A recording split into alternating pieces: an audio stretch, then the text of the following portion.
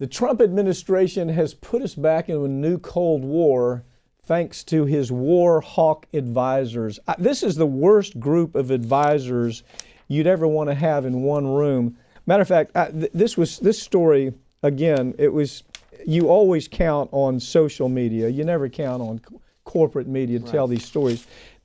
I love this quote. This is in Truth Out. And it was just, the story is so well done.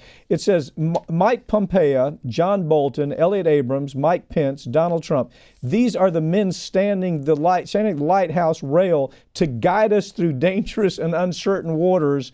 Crisis of confidence does not do it justice when I think about this. And that's it. That's exactly it. The new Cold War is underway. Now, look, you know what? Sometimes I have to give us some props when we call it right.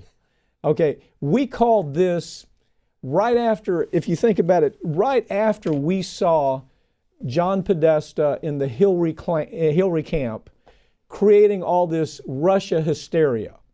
Remember the stories we did? We said the next thing that's going to happen is the arms industry is going to move into this with Russia, and they're going to create this, create really bad relations, promote the bad relations, get the weapons industry ready to go, both on all of them, on Russia, on Venezuela, on Iran, on China.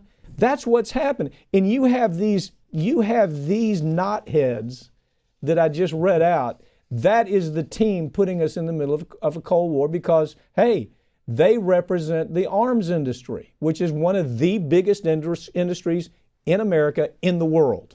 Well, and what's interesting is, Trump, at the advice of these boneheads, pulls us out of the INF, and the public is actually okay with it. And part of that is because we had spent years fomenting this Russia bad, Russia's going to get us, Russia hysteria. Russia hysteria, man. And so the administration actually used that to their advantage, even though they, so now they pull us out of this. And then you have that same crowd who said this is exactly what Russia wants. Okay, no, it's not what Russia doesn't want us to build up our nukes. Of course not. That's insane to think that. Let's back up a little. Let's do with a story that I think you did. It's been so long. This is such an old, this has been developing a long time.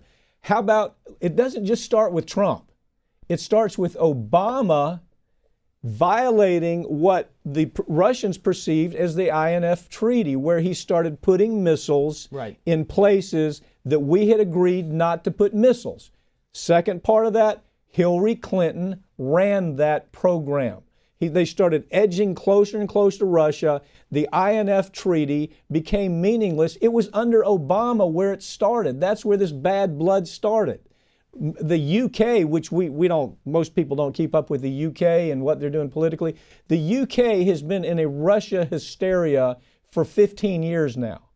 And so they were behind the scenes promoting this demise of the INF under Obama, under Hillary Clinton. Now, add to that, like pouring gasoline on a fire, the Trump administration, which, this group of people I just read, Pompeo, Pence, Elliott Abrams, these are people who want to go to war because they are owned and operated by the arms industry. And so I don't know where this, I don't see an end, I don't see a good ending to this. Do you? No, absolutely not. And I think it's important to understand that, yes, we did have Putin come out a week or two ago and he said, look, we're going to respond to anything the U.S. does. And everybody said, well, look, there it is. This man, Putin's a lot of things.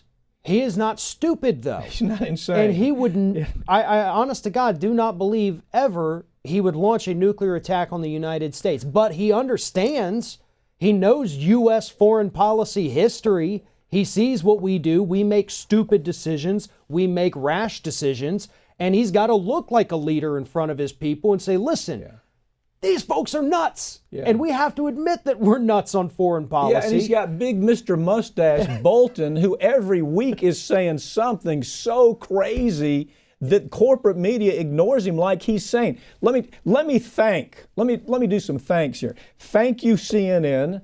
Thank you, MSNBC. Thank you, corporate media. Thank you, John Podesta. Thank you, Hillary Clinton, for making all this possible. Now, that's the way I see it. John Podesta, as I've said so many times, is a complete buffoon. And the whole organization running Hillary's campaign was a gaggle of buffoons. So these buffoons did the impossible. They lost an election to Donald Trump.